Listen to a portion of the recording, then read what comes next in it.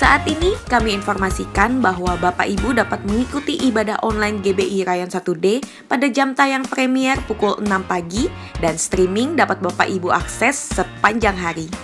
Doa pagi GBI Rayon 1D diadakan setiap hari Senin hingga Sabtu pukul 6 hingga 7 pagi online dengan menggunakan aplikasi Zoom. Untuk Bapak Ibu Saudara yang ingin mendapatkan link dapat menghubungi nomor WhatsApp berikut ini.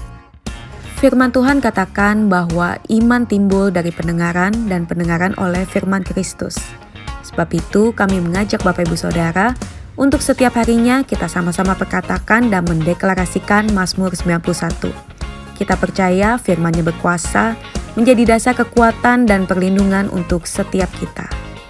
Kami mengajak Bapak Ibu Saudara untuk mengikuti doa puasa bersama GBI Rayon 1D yang diadakan pada tanggal 7 sampai 27 Desember 2020 dengan pokok doa, Damailah Indonesiaku, penyelesaian pandemi COVID-19, ancaman resesi ekonomi global, pencurahan Roh Kudus secara besar-besaran dan menyeluruh di era Pentakosta ketiga, penyelesaian amanat agung Tuhan Yesus, Pilkada serentak tanggal 9 Desember 2020. Online kelas KOM 200 kembali diadakan pada tanggal 10 Januari 2021 setiap hari Minggu pukul 16 hingga selesai. Untuk informasi lebih lanjut dapat menghubungi nomor berikut ini. Sukacita Natal kita rasakan bersama. Sebab itu kami mengajak Bapak Ibu Saudara untuk dapat mengikuti Christmas Celebration Online Service GBI Rayon 1D pada tanggal 25 Desember dengan pembicara Pastor Niko Nyotara Harjo bertemakan Definitive Hope in Jesus Christ.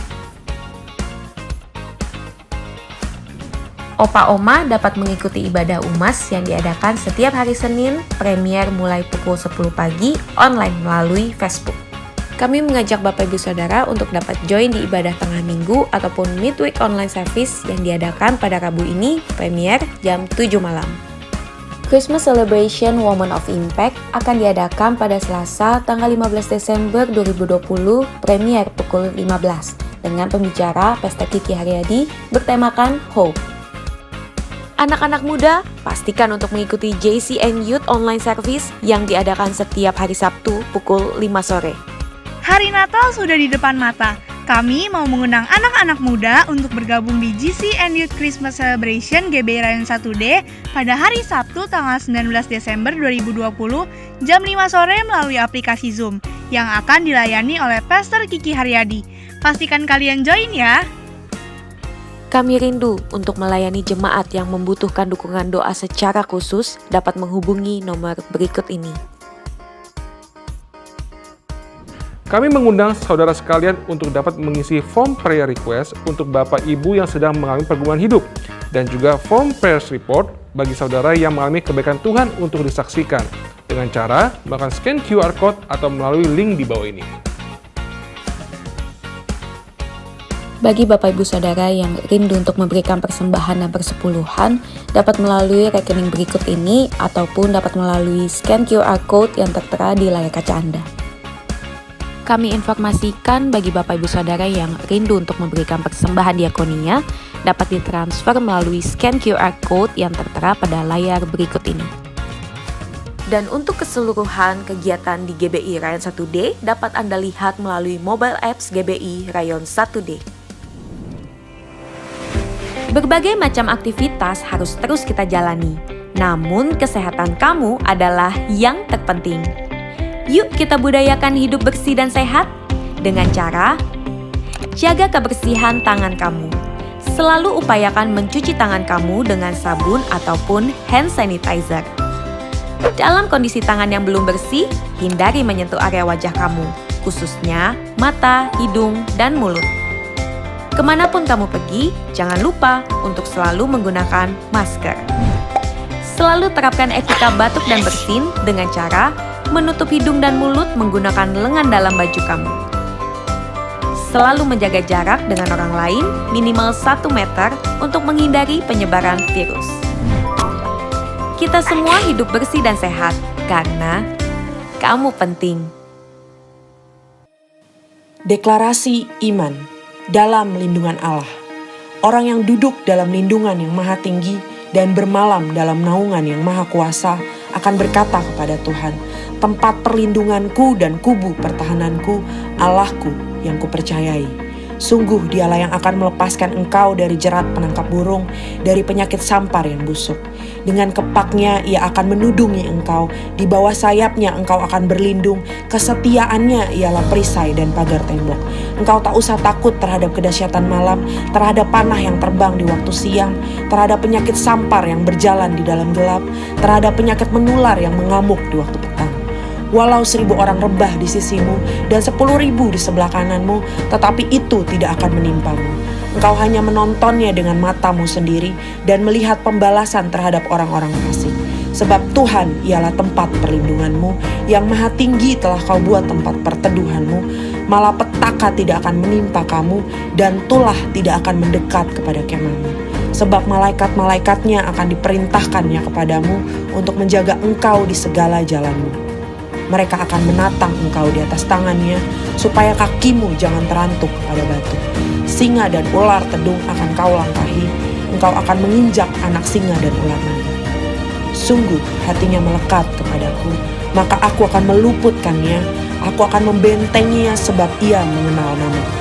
Bila ia berseru kepadaku, aku akan menjawab, aku akan menyertai dia dalam kesesakan, aku akan meluputkannya dan memuliakannya. Dengan panjang umur akan kukenyangkan dia, dan akan kuperlihatkan kepadanya keselamatan daripadaku.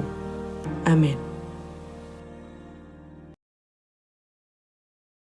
Shalom saudara sekalian, pada kesempatan kali ini kita membahas doktrin penting untuk kaum Pentakosta, yaitu bahasa roh. Bahasa roh anugerah besar bagi semua murid Tuhan. Di luar sana ada banyak pertanyaan dan perbincangan mengenai bahasa roh. Dan pada kesempatan kali ini kita membahas 3 pertanyaan yang sering ditanyakan oleh jemaat. Yang pertama, apakah bahasa roh bisa dipelajari? Nah saudara, jawabannya adalah tidak. Bahasa roh tidak bisa dipelajari. Secara konsisten dalam Alkitab kita melihat orang itu harus dipenuhi oleh karunia Roh Kudus. Lalu secara otomatis mereka akan berkata-kata dalam bahasa roh. Dalam Kisah Rasul pasal 2 ayat yang keempat, maka penuhlah mereka dengan Roh Kudus. Lalu mereka mulai berkata-kata seperti yang diberikan oleh roh itu kepada mereka. Nah saudara lihat, mereka harus dipenuhi oleh karunia Roh Kudus, baru mereka berkata-kata dalam bahasa roh. Contoh kedua, dalam Kisah Rasul 10 ayat 44-46. Ketika Petrus berkhotbah di keluarga Kornelius, maka turunlah Roh Kudus dari atas lalu memenuhi keluarga Kornelius. Dan mereka berkata-kata dalam bahasa roh. Jadi saudara, kita jelas bahwa bahasa roh itu secara otomatis diberikan langsung oleh Roh Kudus, bukan oleh manusia. Karena itu kita percaya tanda awal orang dibaptis Roh Kudus adalah dia berkata-kata dengan bahasa roh. Pertanyaan kedua, apakah orang yang tidak berbahasa roh akan masuk neraka? Jawabannya jelas tidak saudara. Kenapa? Karena urusan surga dan neraka itu mengenai keselamatan. Dan orang percaya kita selamat by grace through faith. Karena kasih karunia melalui iman. Tidak ada indikasi mengenai bahasa roh. Meskipun begitu, orang percaya akan kehilangan manfaat besar kalau mereka tidak berbahasa roh. Ada beberapa manfaat yang dijelaskan oleh Alkitab. 1 Korintus pasal 14 ayat yang keempat mengatakan begini. Mereka yang berbahasa roh sedang membangun dirinya sendiri. Kata membangun di situ menggunakan kata oikodomeo. Artinya seperti orang membangun tembok. Batu bata demi batu bata dibangun sampai menjadi tembok yang kokoh. Orang yang berbahasa roh sehari demi hari mereka berbahasa roh menguatkan manusia rohani mereka. Meskipun manusia batinia, meskipun manusia jasmani kita lemah, tetapi manusia rohani kita kuat. Dan manfaat kedua, Roma 8 ayat 26. Dikatakan roh juga membantu dengan berdoa untuk kita kepada Allah dengan keluhan-keluhan terdalam yang tidak terucapkan. Nah, saudara, seringkali di rumah ketika kita berdoa, kita kehabisan kata-kata untuk berdoa dalam bahasa Indonesia mungkin. Tetapi ketika kita berbahasa roh, kita bisa berdoa terus-menerus sampai roh itu mengeluarkan keluhan terdalam kepada Bapa mewakili kita semua. Pertanyaan ketiga, apakah semua orang bisa berbahasa roh? Jawabannya adalah ya. Kita kaum Pentakosta meyakini semua orang percaya yang lahir baru yang mau mereka bisa berbahasa roh. Fondasi firman-Nya ada dalam 1 Korintus 14 ayat yang kelima. Paulus mengatakan, aku suka supaya kamu semua berkata-kata dengan bahasa roh. Bapak Ibu, ada kata-kata semua di situ yang artinya semua orang yang mau pasti bisa berbahasa roh. Itu pun keinginan Paulus selaras dengan janji Tuhan di Yoel 2 ayat 28-32. Pada hari terakhir aku akan mencurahkan rohku ke atas semua manusia. Dan janji Tuhan dalam Markus 16 ayat yang ke-17. Tanda-tanda ini akan menyertai semua orang yang percaya. Yaitu mereka akan berkata-kata dengan bahasa yang baru. Sekian, saudara dikasih Tuhan, Tuhan Yesus memberkati.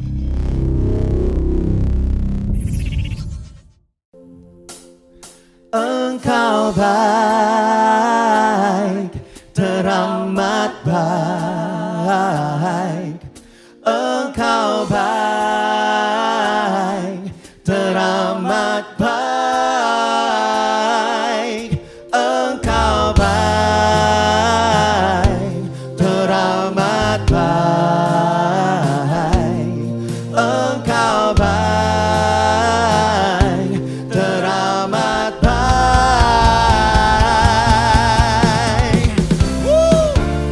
Di hadapan Tuhan yang baik, kita sama-sama keluarga demi keluarga, kita memuji nama Tuhan, menyembah Tuhan. Tuhan yang hadir di rumah-rumah Bapak Ibu Saudara. Mari dengan segenap iman, segenap hati sama-sama katakan, di hadapan, amin, kemegahan-Mu ku datang menyembah-Mu, membawa hatiku, amin, membawa hidupku. Ku teringat kasih setiamu di dalam setiap langkahku. Sungguh Engkau baik di dalam hidupku. Engkau baik, teramat baik. Engkau baik, teramat baik. Sama-sama sekali lagi, mari kita memuji nama Tuhan yang hadir di tengah-tengah hidup kita. Tuhan yang setia, menuntun setiap kita. Haleluya. Di hadapan Tuhan, sama-sama, come on. Di hadapan kemegahan-Mu ku datang menyembah-Mu, membawa hatiku, membawa hidupku. Ku teringat kasih setiamu di dalam setiap langkahku. Sungguh Engkau baik di dalam hidupku. Engkau baik, teramat baik. Engkau baik, teramat baik. Sekali lagi sama-sama. Engkau baik, teramat baik. Engkau baik, teramat baik. Engkau baik. Mari tepuk tangan di atas kepala sama-sama. Teramat baik. Engkau baik, teramat baik. Yes. Engkau baik, teramat baik. Engkau baik, teramat baik. Sekali lagi sama-sama. Engkau baik, amin, teramat baik. Engkau baik, teramat baik.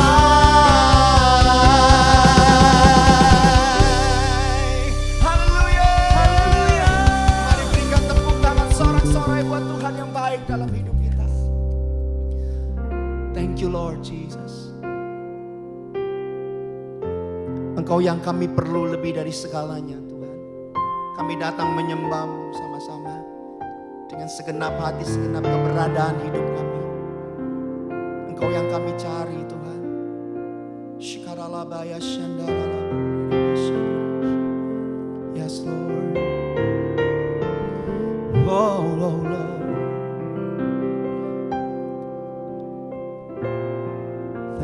Jesus. Kemanakah kami mencari kasih sejati? Kemanakah kami berseru saat badai datang menderu? Yang kami tahu hanya Kau yang mampu pulihkan segala sesuatu. Kami perlukan keajaiban-Mu, kami butuhkan sentuhan tangan-Mu. Kami tak dapat jalan sendiri, kami perlu Kau Tuhan. Kau satu-satunya yang kami perlu ya Allah. Kemanakah kami mencari kasih sejati? Kemanakah kami berseru saat badai datang menderu? Yang kami tahu hanya Kau yang mampu pulihkan segala sesuatu. Kami perlukan keajaiban-Mu, kami butuhkan sentuhan tangan-Mu. Kami tak dapat jalan sendiri, kami perlu Kau Tuhan.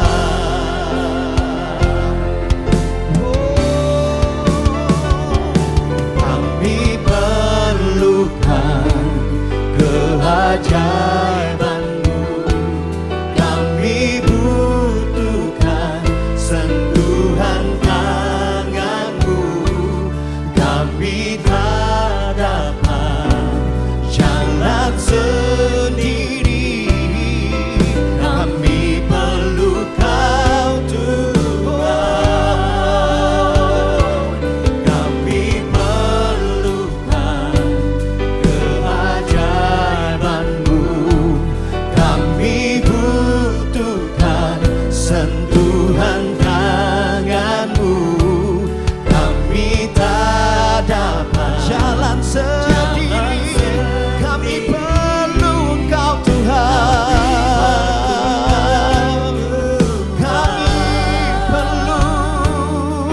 Kami perlu Kau Tuhan. Kami perlu Kau Tuhan.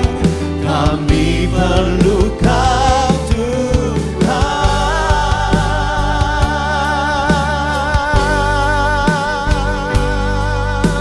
Engkau yang kami perlu lebih dari segala-galanya ya Tuhan. Engkau yang kami perlukan lebih dari segala-galanya ya Abah. Tangan-tangan-Mu yang menuntun kami dalam kemenangan demi kemenangan ya Abah. Kami percaya Tuhan. Mari pegang tangan anak-anak-Mu Tuhan. Yesus memegangku dengan tangan kanan-Mu. Yesus memberiku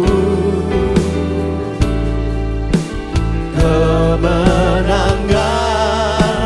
Oh Yesus, Yesus.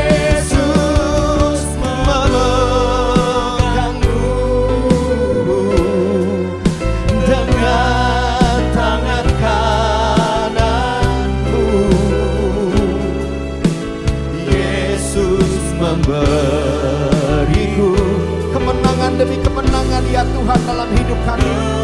Kami percaya, mari dengan segenap imanmu, segenap hatimu, come on. Yesus memegangku, oh dengan tangan kananmu. Yesus memberiku kemenangan, kemenangan. Oh Yesus Tuhan memegangku. Mari Tuhan pegang tangan anak-anakmu ya Allah, tangan kananmu. Yesus memberiku kemenangan, kemenangan. Yesus memberiku, oh Lord. Yesus memberiku kemenangan ya kemenangan dengan sebab imanmu, oh Lord. Yesus memberiku, oh, kemenangan, kemenangan.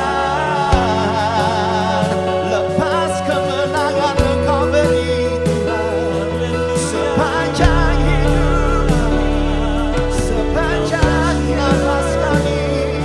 Engkau setia, Engkau baik, oh kami menyembahmu Yesus Tuhan. Oh ya la bata shande, hinala la bata kanala. Oh mari angkat tanganmu, mari sembah Tuhan. Keluarga demi keluarga, Bapak Ibu anak-anak, mari pegangan tangan di hadapan Tuhan. Dalam unity ada kekuatan, dalam unity ada penghiburan, dalam unity, dalam penyembahan di hadapan Tuhan ada mujizat, Lord. Kami menyembahmu Tuhan dengan sang hati, dengan sang jiwa.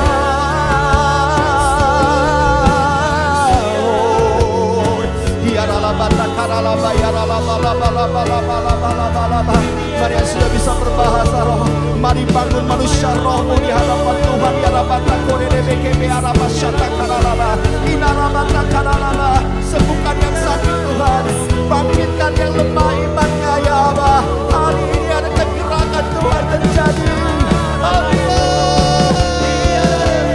Syata kanalaba ya raba syate kerene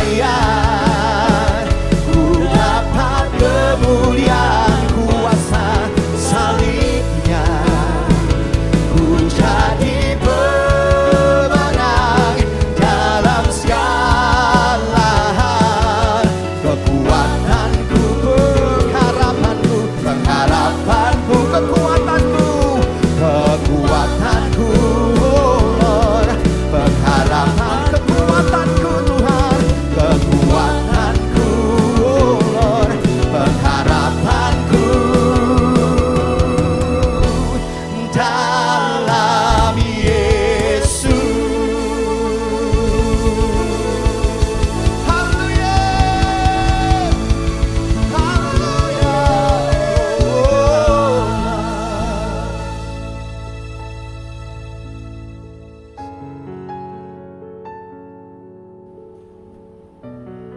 Shalom.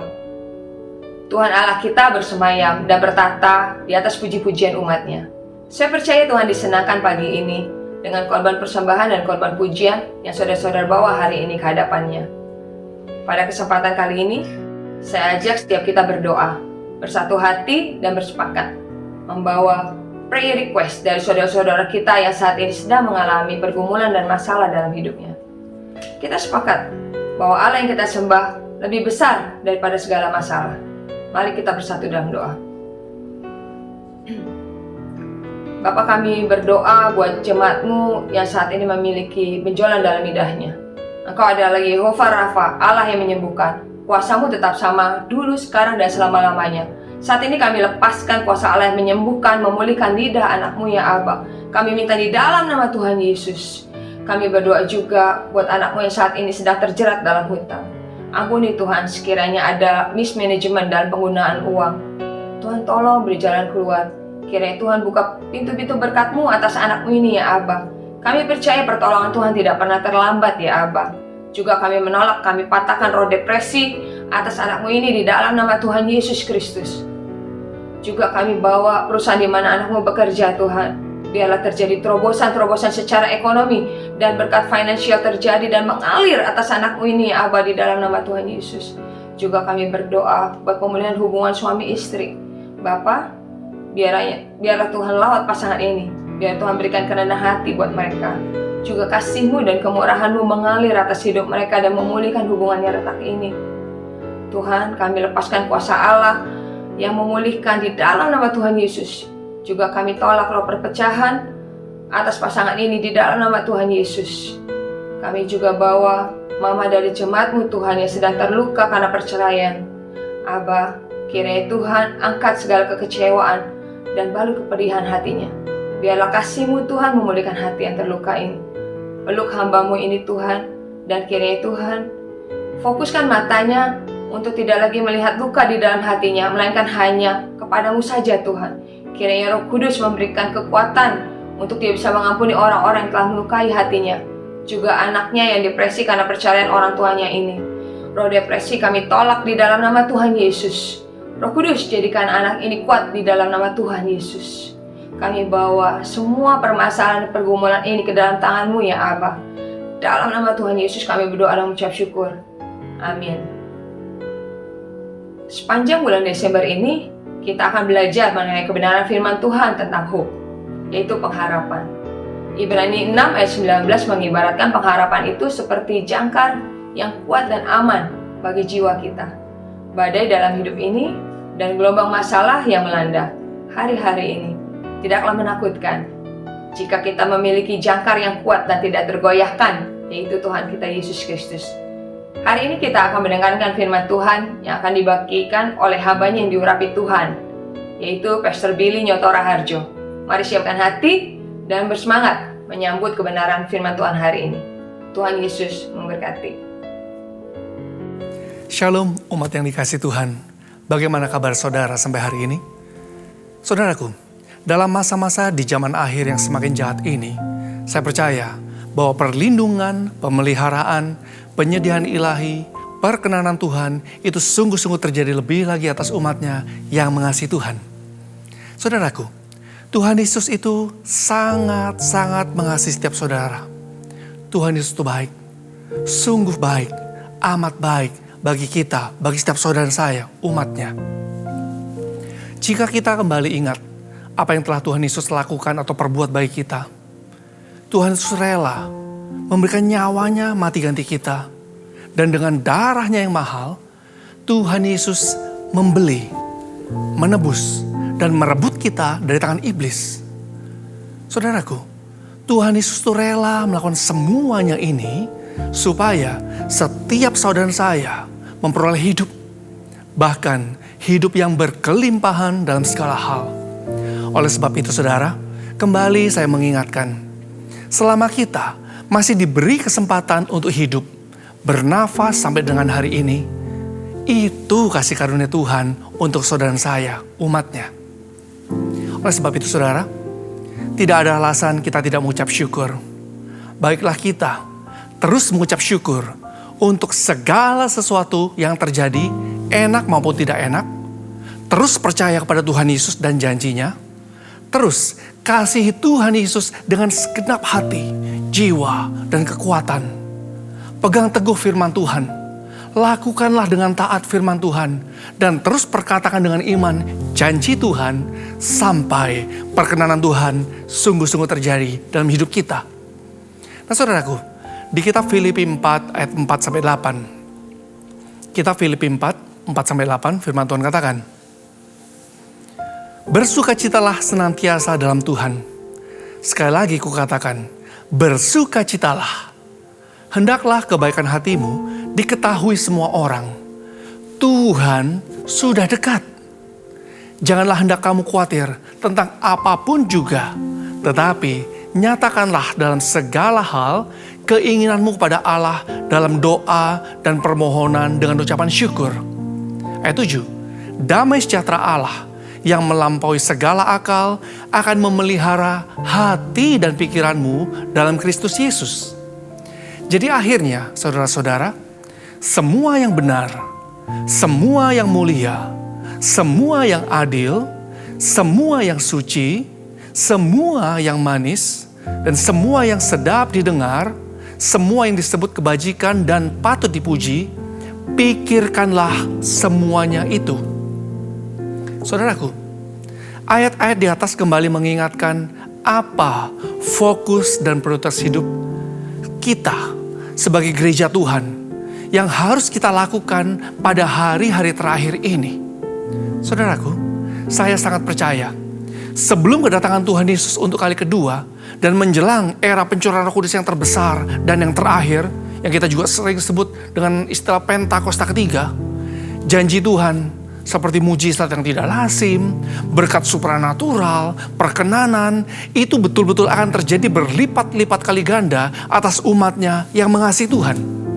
Tepat seperti firman Tuhan di 1 Korintus 2 ayat 9 yang juga mengatakan, seperti ada tertulis, apa yang tidak pernah dilihat oleh mata, tidak pernah didengar oleh telinga, dan yang tidak pernah timbul dalam hati manusia, semua yang disediakan Allah untuk mereka yang mengasihi Dia.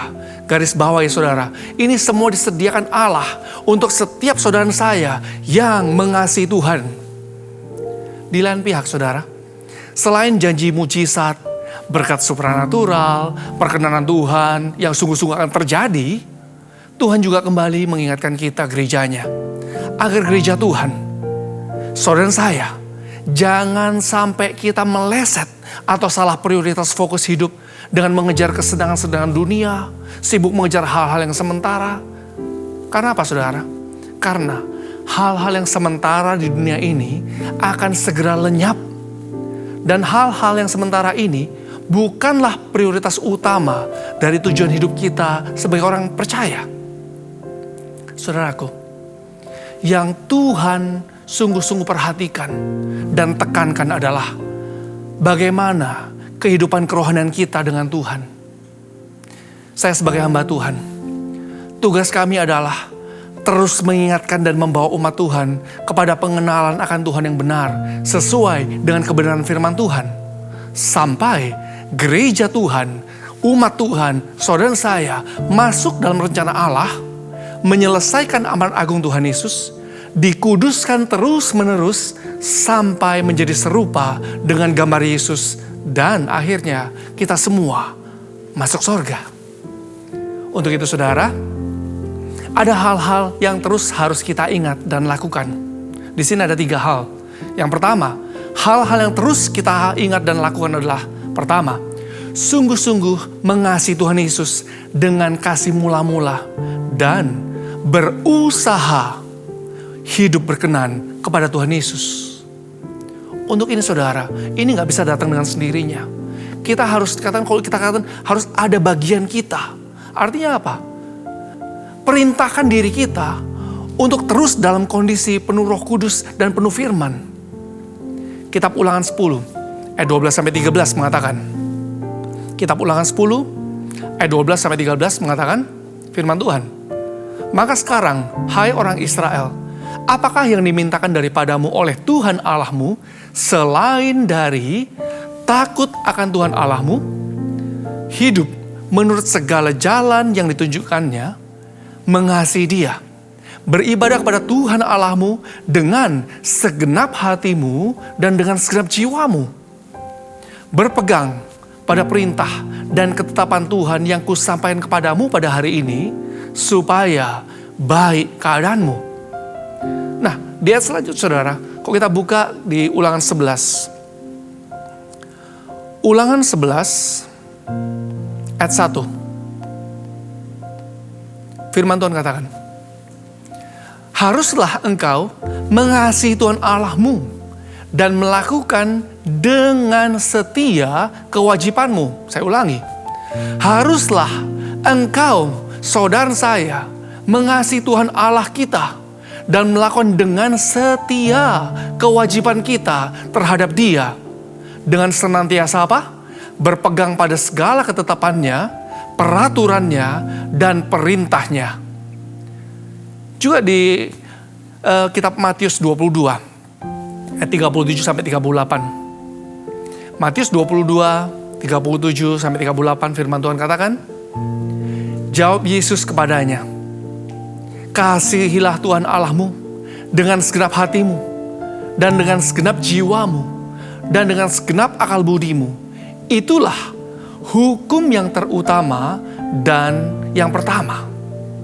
Nomor 2 saudara, apa yang harus kita sebagai gereja Tuhan ingat dan harus terus lakukan? Yang kedua adalah sungguh-sungguh percaya kepada Tuhan Yesus secara radikal, disertai dengan ketaatan yang juga radikal kepada Tuhan Yesus. Jadi gak cukup cuma percaya, tetapi juga harus taat. Sungguh-sungguh percaya kepada Tuhan Yesus secara radikal, disertai dengan ketaatan kepada Tuhan Yesus yang radikal juga.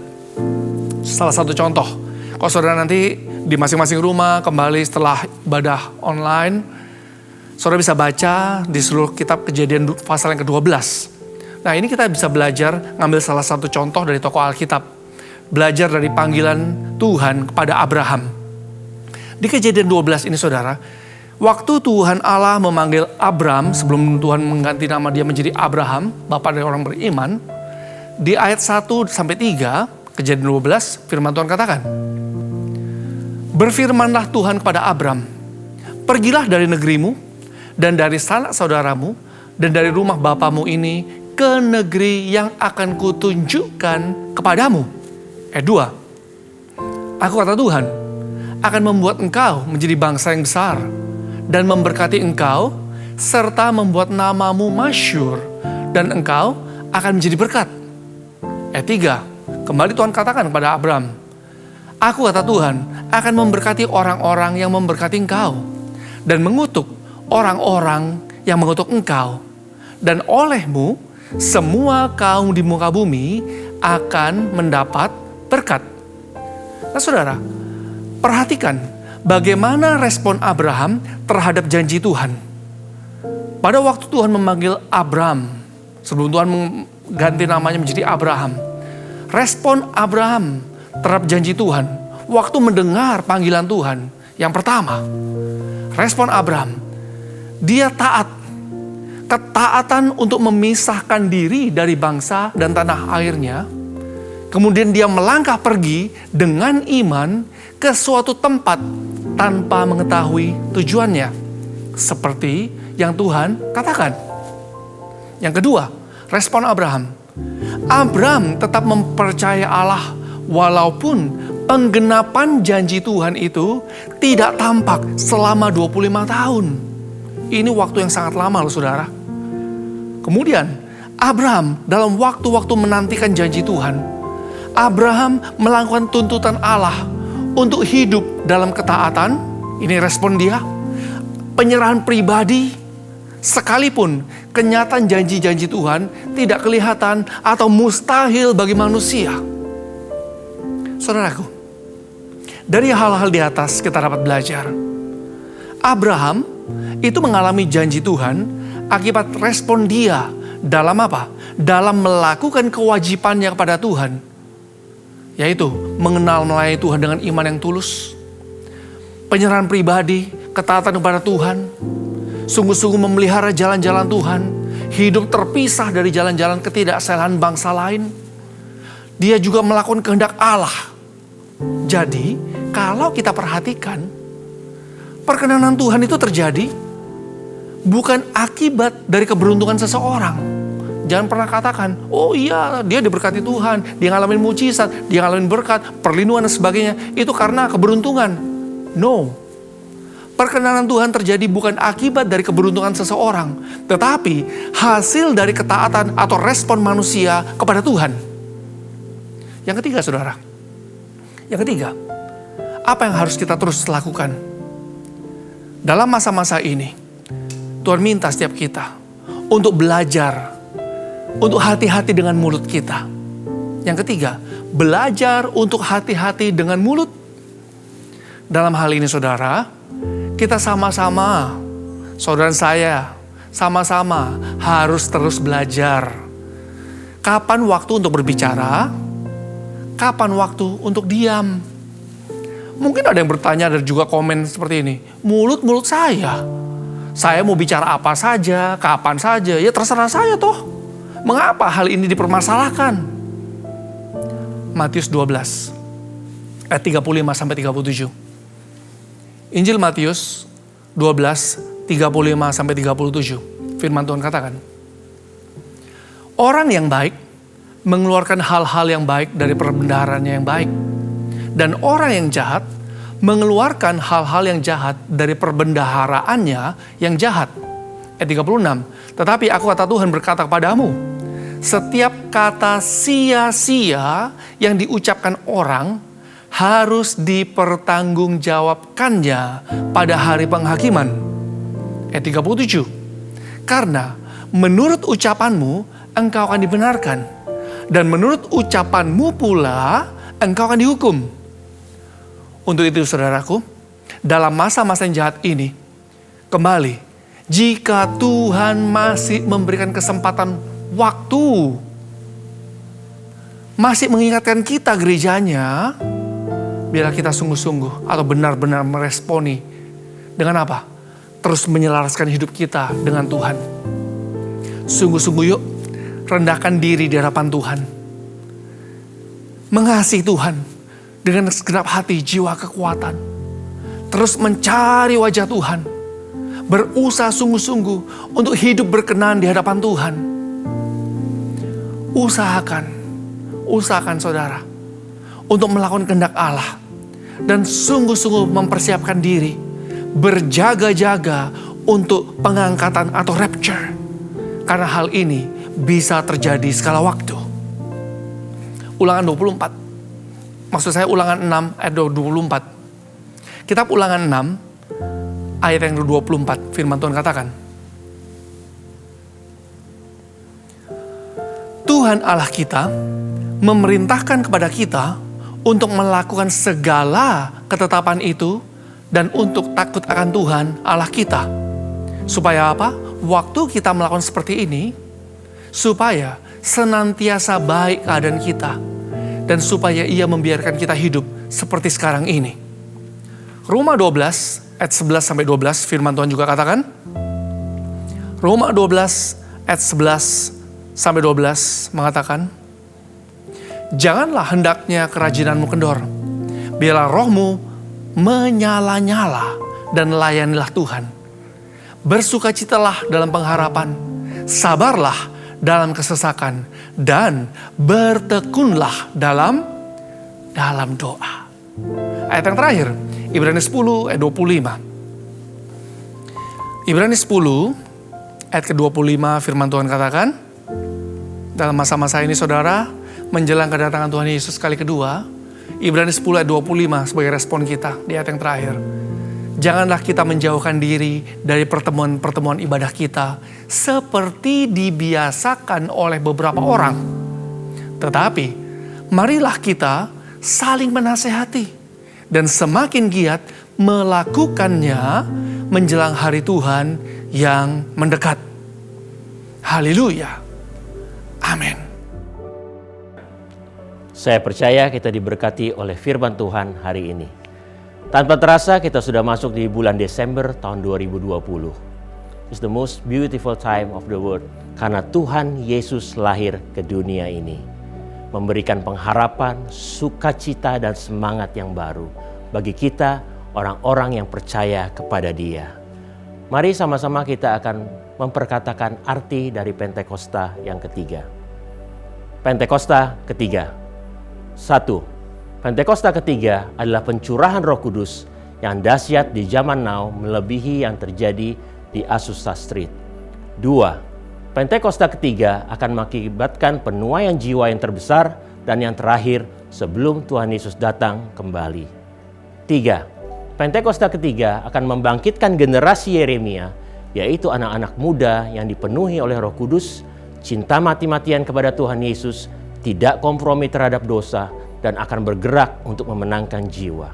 4. Pentakosta ketiga lahir di Indonesia dan bergerak ke bangsa-bangsa. Gerakan ini dari timur ke barat dan akan kembali ke Yerusalem.